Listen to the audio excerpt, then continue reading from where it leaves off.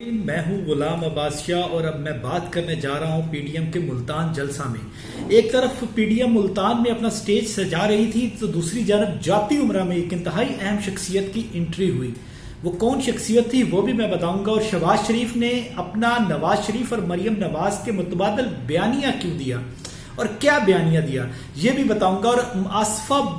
بھٹو کی جو انٹری ہوئی ہے اس پہ بھی بات کریں گے، اور مولانا فضل الرحمان نے جو اپنی سپیچ میں اعلان کیا کہ اب وہ کل سے پروٹیسٹ کرنے جا رہے ہیں، ملک گیر پروٹیسٹ، یہ کس سلسلہ کی کڑی ہے اور آج کا جلسہ کیسا تھا، یہ ساری باتوں کے اوپر میں اس ویڈیو میں روشنی ڈالنے کی کوشش کروں گا۔ سب سے پہلے میں بات کرتا ہوں کہ پی ڈی ایم کے ملتان کے جلسہ میں دوبارہ وہی باتیں ہوئیں جو کہ پہلے ہوتی رہی ہیں، جس میں اداروں کو تنقید کا نشانہ بنایا گیا۔ مریم نواز 2 قدم آگے گئی، آج عدلیہ کا بھی ذکر کیا انہوں نے، اور سب سے اہم بات، مریم نواز نے گلگت بلتستان کے انتخابات کے بعد اب کشمیر کے انتخابات کو متنازع بنانے کی کوشش کی۔ یا اس سے پہلے کہ میں آپ کو یہ بتاؤں کہ مریم نواز کی غیر موجودگی میں کون سی ایسی شخصیت تھی جو جاتی امرہ میں آئی، اس سے پہلے میں آپ کو یہ بتاؤں کہ کشمیر کو کیوں مریم نے ٹارگٹ کیا، کیونکہ کشمیر پہ پوری دنیا کی نظریں ہیں، اور کشمیر پہ جو پاکستان میں انتخابات ہوں گے گلگت کے ساتھ ساتھ، جیسے گلگت پہ پوری دنیا فوکس کر کے بیٹھی تھی، کشمیر بھی اسی حوالے سے انتہائی اہم ہوگا۔ اور اگر وہاں پہ کوئی ایسی صورتحال بنتی ہے جیسی کہ انہوں نے گلگت میں پیدا کرنے کی کوشش کی، تو بھارت کو موقع ملے گا ہمارے شفاف اور شفاف انتخابات پر انگلی اٹھانے کا۔ ابھی پی ایم ایل این کی حکومت ہے کشمیر میں، اور آج گلگت بلتستان میں پی ٹی آئی کے وزیر اعلیٰ نے جو منتخب ہیں وہ بھی ہو چکے ہیں۔ اب مریم نواز نے آج کے جلسے میں ایک اور بات کی، اور وہ بات یہ تھی کہ اگر مجھے گرفتار کر لیا جاتا ہے، اگر نہیں، میں آپ کو یہ خبر دے رہا ہوں کہ مریم نواز لاہور کے جلسے سے پہلے گرفتار ہونے جا رہی ہیں، اور وہ کس وجہ سے ہونے جا رہی ہیں؟ کیا یہ اپوزیشن کے خلاف کریک ڈاؤن کا حصہ ہے؟ نہیں، بالکل نہیں، کیونکہ ان کو نیب کی طرف سے چودھری شوگر مل میں طلب کیا گیا ہے، اور کرپشن الزامات پہ ایک دفعہ پھر مریم نواز گرفتار ہو سکتی ہیں، اور یہ چیزیں ہمیں ہمارے سورسز بتا رہے ہیں۔ لیکن انہوں نے آج کے جلسے میں یہ بات کیوں کی؟ کیونکہ وہ وکٹم کارڈ کھیلنا چاہتی ہیں، اور وہ یہ چاہتی ہیں کہ دوبارہ جب لوگوں میں آئیں اور جب وہ گرفتار ہو جائیں، اور اس کے بعد وہ یہ کہیں کہ میں نے تو آپ کے ملتان کے جلسے میں بتا دیا تھا کہ مجھے گرفتار کیا جا سکتا ہے، اور وہ عوام کو یہ بتا رہی ہیں کہ یہ وہ ان کے لیے جیل جا رہی ہیں، اور وہ ان کو کہتی ہیں کہ ان کو کوٹری میں رکھا گیا، جبکہ مریم نواز کو جس بیرک میں رکھا گیا اس کے ساتھ ایک لان بھی تھا جہاں پر وہ کسی بھی وقت چہل قدمی کر سکتی تھی۔ اینی یہ جو سیاست ہے وہ ہے، نام ہی اسی چیز کا ہے، کیونکہ آپ نے پولیٹیسائز کرنا ہے تو آپ نے کریٹیسائز کرنا ہی پڑتا ہے، اور آپ کریٹیسائز کرنے کے لیے کن حدود کو کراس کرتے ہیں یہ آپ سوچنا بھی گوارا نہیں کرتے۔ آج کے جلسے میں اب میں آپ کے پاس بتاتا ہوں کہ مریم نواز جب لاہور جاتی امرہ سے روانہ ہوئی ملتان، تو اس کے بعد شہباز شریف صاحب وہاں پہ موجود تھے، تو شہباز شریف سے ملنے کے لیے چودھری نثار علی خان تشریف لائے۔ جی ہاں، یہ چودھری نثار علی خان وہ ہیں جنہوں نے نواز شریف کے جی ٹی روڈ بیانیے کو کس سے اختلاف کیا تھا، اور اس کے بعد نواز شریف اور مریم نواز ان سے نفرت کرتے ہیں، اور انہوں نے اپنی باتوں میں بھی یہ واضح کیا، اور پارٹی کی جو لائن نواز شریف کی طرف سے دی گئی تھی اس میں لوگوں نے بھی چودھری نثار کے متعلق ایسی باتیں کی۔ اور چودھری نثار وہ شخص ہے جنہوں نے مریم نواز کی قیادت کو تسلیم کرنے سے انکار کر دیا۔ اب چودھری نثار احمد خان کی ملاقات شہباز شریف سے انتہائی اہمیت کی حامل ہے۔ بظاہر وہ بیگم شمیم اختر کی تعزیت کرنے کے لیے وہاں پہ پہنچے ہیں، لیکن اس کو میں لنک کروں گا، کچھ گھنٹے پیچھے جائیں، شہباز شریف نے ایک بیان دیا۔ شہباز شریف پیرول پر رہا ہیں، اور انہوں نے جرنلسٹوں سے غیر اصلی گفتگو کرتے ہوئے یہ کہا کہ قومی ڈائیلاگ کی ضرورت ہے، قومی سطح پر بات چیت کا عمل شروع کیا جائے اور نیشنل ڈائیلاگ کیا جائے۔ یہ نیشنل ڈائیلاگ کا ذکر انہوں نے کیوں کیا؟ یہ انتہائی اہمیت کا حامل ہے۔ نواز شریف کا تو یہ بیانیہ ہی نہیں ہے، نواز شریف یا مریم نواز کا یہ بیانیہ ہی نہیں ہے، وہ تو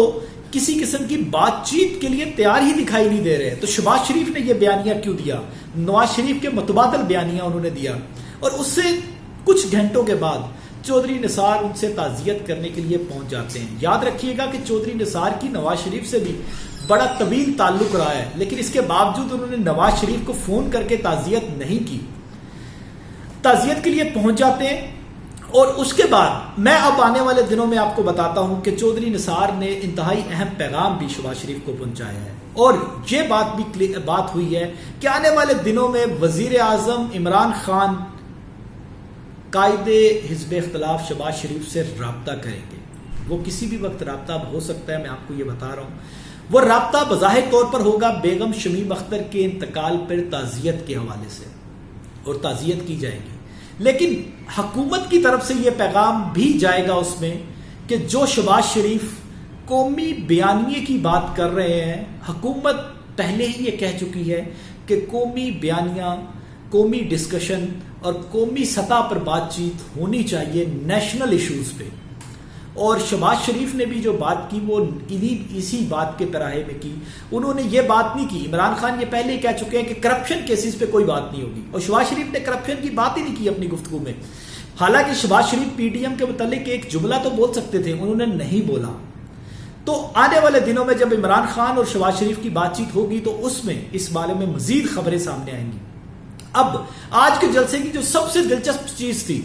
وہ کیا تھی، وہ آپ نے بھی دیکھی ہوگی، میں آپ کو دکھاتا چلتا ہوں کہ مولانا صاحب بے نظیر بھٹو، محترمہ بے نظیر بھٹو جب وزیر اعظم تھی تو عورت کی حکمرانی کے خلاف بات کرتے ہوتے تھے، اور ہمیشہ انہوں نے کہا۔ آج ان کے دائیں بائیں کون تھے وہ آپ کو پتہ ہی ہے، آصفہ بھٹو زرداری اور مریم نواز،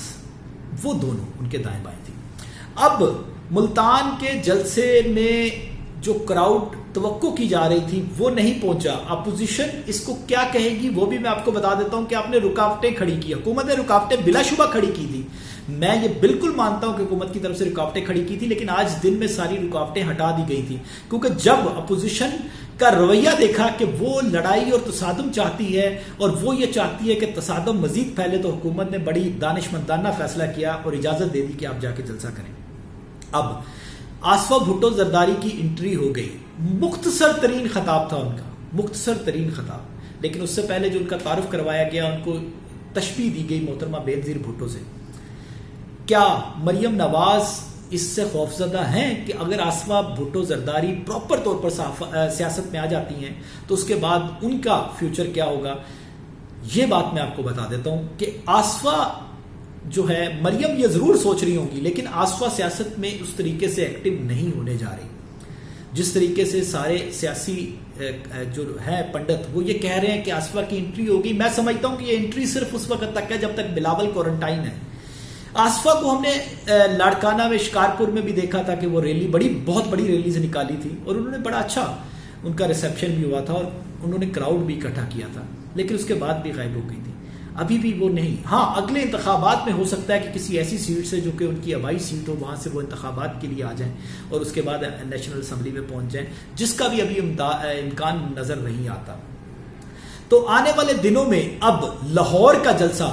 جو ہوگا، جو اگلا مارکہ ہے، اس سے پہلے میں آپ کو بتا دوں کہ حکومت نے پوری تیاری کر لی ہے کہ لاہور کا جلسہ اب نہیں ہوگا، کیونکہ کرونا کیسز جس تیزی سے بڑھے ہیں اور ملتان اس وقت ریشو میں سب سے زیادہ ہے پنجاب میں، اس کے بعد اب یہ حکومت